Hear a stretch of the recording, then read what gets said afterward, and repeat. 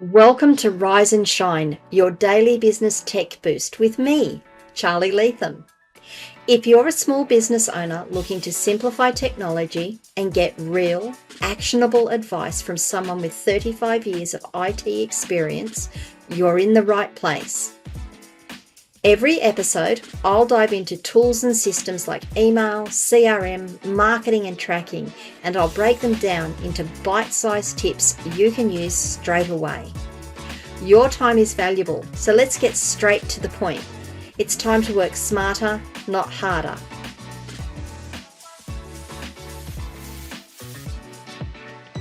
Rise and Shine, it's your daily dose of business tech inspiration with me, Charly Leetham.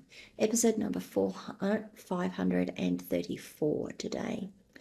We're going to be going through Zoho Mail still. There's so much to do in it. It's such a large program, such a large app. And one of the things that I really like, I'm going to digress just a little before I get into the full description. One of the things I really like about it is that the functions you don't trip over the extra functionality. It's there, it's useful, but you don't trip over it unless you really need to use it. Like, it's not there unless you really need to use it. Unlike some apps where it's always in the way and you're like, no, I don't want that, go away. I don't want that. I just need this one thing at the moment. That's one reason I like Zoho Mail for usage. Anyway, today we're going to be talking about one of those pieces of functionality that you don't trip over and that you might find useful, and that's how to use the calendar integration between your mail and the calendar that comes with Zoho. So with, like most good email programs these days, Zoho has a calendar function. It has the email function. The calendar function is great because you can set all your appointments, you get your reminders, all of that. But it also integrates with your mail so that you can set appointments from your mail. You can save your mail into the appointment if you need to, if you need to be able to get that integration. I'm doing a really, really bad job at explaining this. Let me show you. That might be a little easier. So here we are in my mail account. I have actually sent myself 2 mails from from my support email account, so that we can do some testing and we can just do some examples here with real life stuff, or real live things, rather than me just talking about, and you can do this and imagine this, and here we are, we've got something here. So this first one is my testing email. Sorry, let me just back up a little. A couple of episodes ago, I showed you that you had your calendar functionality. If you click on that, that's going to open your calendar. I'm going to open mail. If you right click on that, oh, you can't open it in a new. That's a shame. That's the only shame, is that you can bring your calendar up and have a look at your calendar. We haven't even touched on the abilities within calendar itself, but you've got your calendar here and you've got your mail here.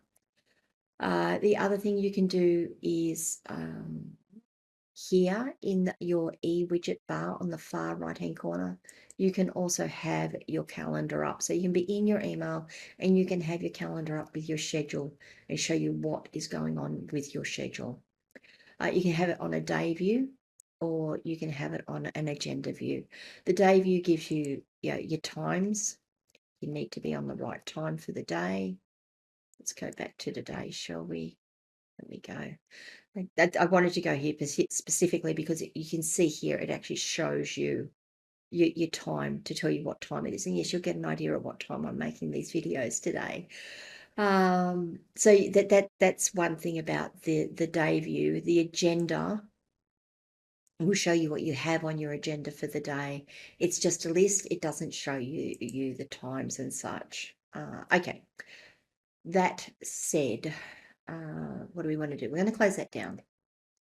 What we want to do is look at the integration that we have between these two between mail and calendar. So I'm going to click on this message, and you'll see here that I'm asking myself if we could have a meeting. So I'm not going to do that. What I am going to do is here I'm going to bring across my calendar, open up my calendar, 10 a.m. Monday the 23rd. Does that sound good? Let's have a look. Yep, that sounds fantastic. I can absolutely do that. Now I can from here just copy and paste the details in. I can, so, like I can click in here and say, okay, so 10 a.m. on Monday, I can copy the email address. Can I do that? Oh yeah, just click on click on there and copy the email address. And then here in participants, I can paste it in. I can put in all of the details, etc., etc., etc., etc., etc. I can absolutely do that. Or close that all down. Just depends on how you work, right? It really does depend on how you work. I'm going to close that email down and say, yes, we can do 10 o'clock on Monday. I'm going to right click on this email and I'm going to click add to calendar. And you'll see here, I can put it into my calendar. I can set the time. There's a reason I want to do it this way, by the way, because first of all, I'll make sure I choose the 23rd, hey? There we go. First of all, it's taken the subject line and put the subject line of the email into the event. It's picked up the participant and I'll come to the ad conference later. And you're ready to go. Now, if you want to do a little bit more and send a little bit more information, here you can just click save. I'll get an invite saying yes, the meeting's set, or I can click more options, and here I can actually enter details, do some formatting on it, make it look good. I can decide whether they can forward the email to someone else. I can add it to my free busy schedule, or I can set it as private. Now, adding it to the free busy schedule, just for calendar management in general, I often have reminders in my calendar. Now, those reminders aren't meant to take time out of my calendar. They're there to remind me to go and do something, but I could have an appointment booked at that time. Like someone else could come in and say, can they have that time? I need it to be able to show that that time is available. So I uncheck that when I'm putting in a note. If I mark it as private, it just means that if my calendar is shared, no one else can see it. You can set your reminders, email, pop-up or notification. I love reminders. I normally set them for a day before, I set them for 2 hours before, and I set them for 15 minutes before so that I don't forget. When all that's done, I can just click on save. When I click on save, it's saying, do you want to send the invitation out to yourself and your attendees only, or none? I'm going to say none because I don't want to get an email inviting me to an event. But if you say attendees only, it will send out the notification for your event. And now, if I go and look in my calendar, it's in my calendar. It's all done for you. It's that easy to actually add an event from an email to your calendar. Now, I will cover the conferencing in another video because that's an entirely different thing. Under your support, examples for follow-up support. So, sorry, the next option is, how do I sleep a message and have it come back up to remind me? So the functionality here, or the productivity tip here, is that you get an email and you're like, oh, I need to handle that.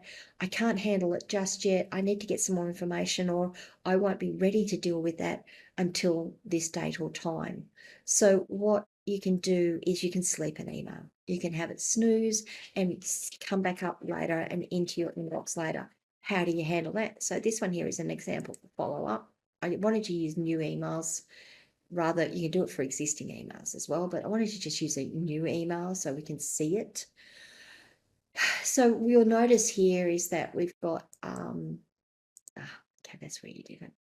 You've got reminder, you've got add task, you've got permalink, and you've got snooze. So let's have a look first of all. We can do snooze. We can choose to snooze this for a length of time.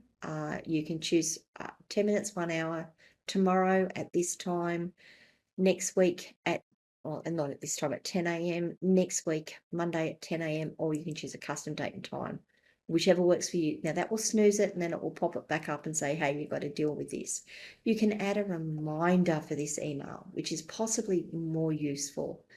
Remind me on a time on every reply if there are no replies. So what this says is that you've sent out an email, you need to do something with it, or you've responded to an email or it's coming, you need to do something with it, but you can't do it until this particular time. So set it to a time, and you can set 10 minutes, 1 hour, the same sorts of options. You choose when it reminds you, and it will tell you how it will do it. Will it send it as a notification here within Mail? Will it send you an email to do something? So will it send you an email to your inbox to handle an email as far like notifications, just quietly?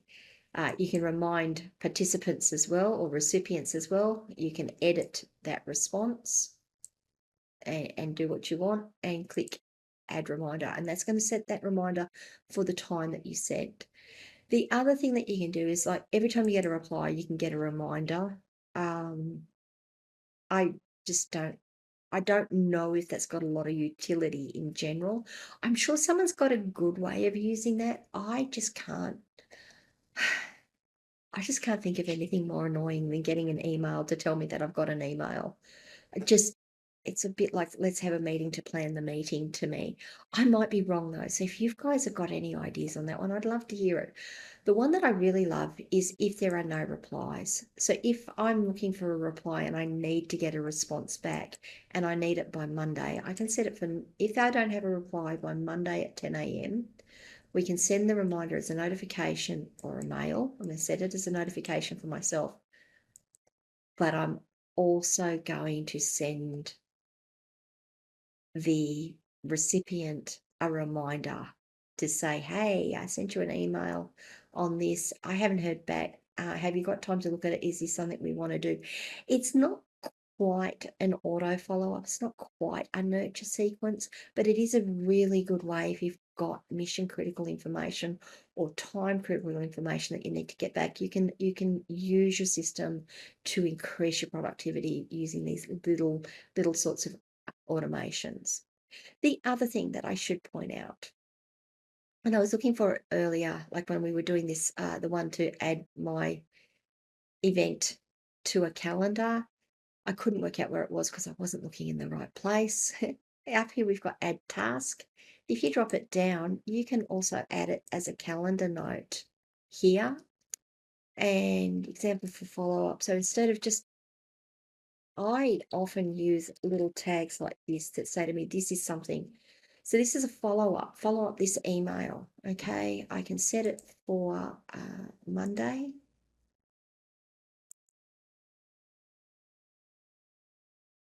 On Monday at 1:30, that works well. I'm not going to invite the recipient. This is just a reminder for myself, okay?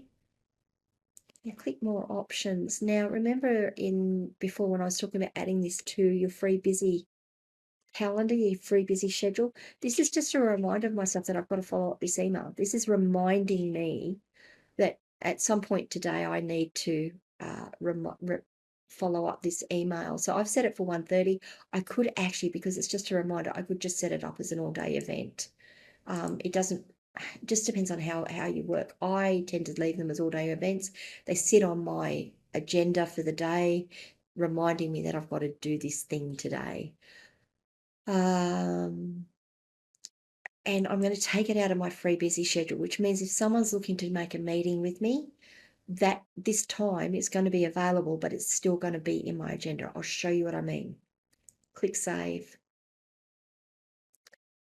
Okay, so that's now added. The event's now added. I'm going to close those down, and I'm going to bring up my calendar. And you'll see here as an event for the whole day, it says follow-up example for follow-up. And if I go to agenda, it's here. So that's one way I handle my productivity, is to just add it to my calendar as something to do, and it sits there and reminds me. Yes, I know there's a to-do list. We'll cover to-do lists later, but this is one way that I handle productivity. I find it really good to put my emails in there, and then I can just look at it and say, oh, that was for an email. And I know it's for an email. Okay. So there was a lot of information in that. Some of it was a little disjointed. You could see that I got a little lost in the interface myself. I don't want to edit these videos out to a point of it's all perfect and it all works just wonderfully well. Sometimes I do. I'm not going to say I don't. Sometimes I do. Sometimes I muff up so badly that you just don't need to see it. But I think those little things where, oh, where is that in this interface? I can't remember. Is a good thing to show you, because hopefully you don't feel quite as alone when you've got someone who uses these types of systems and still gets lost themselves. And the other thing is, interfaces change. The interfaces do change, and you're like, that used to be there, it's not there anymore. Where is it? Hopefully that makes you feel better, and you don't think anything less of me for not being perfect. Whatever it is, if you have any questions, comments, feedbacks, whatever, leave them in the comments wherever you're watching or listening to this video. Come across and join my community, askcharlyleetham.locals.com. It is a community for business owners to get a better handle on their tech. Not to any great degree, but just to be able to understand the things that are being said, how to do things for yourself, because sometimes doing things for yourself is far more productive than getting someone else to do them for you. And also being able to understand whether what you're being told is the truth or accurate, or whether maybe knowing what questions to ask to see if there's other ways of doing things. That's the idea of it anyway. I'd hope to see you there. Was this video useful? If it was, please give it a like. If you haven't already, please subscribe to the channel, ring the notification bell so you find out when I drop more content. And I'll see you all tomorrow. Bye. Hey there, thanks so much for tuning in to Rise and Shine, your daily business tech boost. I hope today's episode gave you some actionable insights that will make your business tech work smarter for you. If you found value, be sure to subscribe, leave a review, and share it with other small business owners who could use a daily boost. For more tips, tools, and resources, visit www.askcharlyleetham.com. Until next time, keep rising, keep shining, and let's make tech simple together.